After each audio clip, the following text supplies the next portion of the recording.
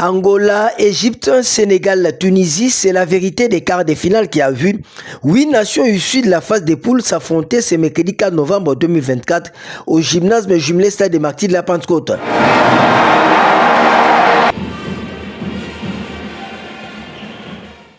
Les Sénégal remportent le duel des Lions face au Cameroun. Les Lions de la Teranga ont composté leur billet pour le mondial féminin fin novembre et début décembre 2025 en Allemagne et aux Pays-Bas. Sagna et compagnie ont fait montre d'une application devant le but. Clin d'œil spécial à la gardienne de la tanière des Lions, Justicia Elbe Kotoubis à 23 ans, la franco-sénégalaise Société des Fleury-Loiret impériale dans ses cages.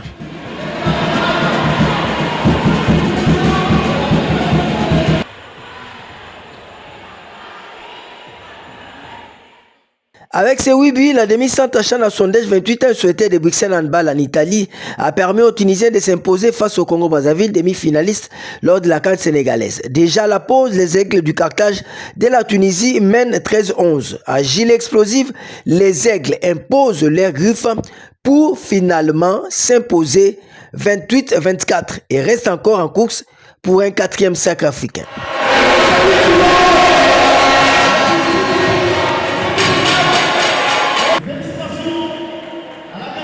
Le demi-finale ne se joueront pas sans les champions en titre. Les Pères de l'Angola se sont imposés face aux Fennecs algériens et valident leur place dans les Carredas et une 18e qualification au championnat du monde IHF en 2025. Gilda Simao et Elena Paolo souhaitaient de Cluj-Tagou en Roumanie, auteur des 5 buts désignés des best players.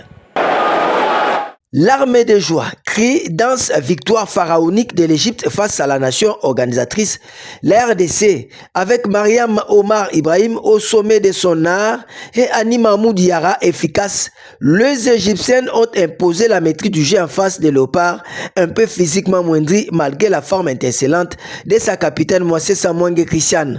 Au mental, l'Égypte remporte la bataille 23-22 dans les dernières secondes de la rencontre. La gardienne Ali Goma Maé, auteur de 11 super arrêts, élu MVP du match. Déçu, forcément très très déçu. Déçu pour d'abord pour les joueuses parce qu'elles se sont beaucoup investies depuis de nombreux mois maintenant. Voilà, c'est une aventure qui est difficile. Hein.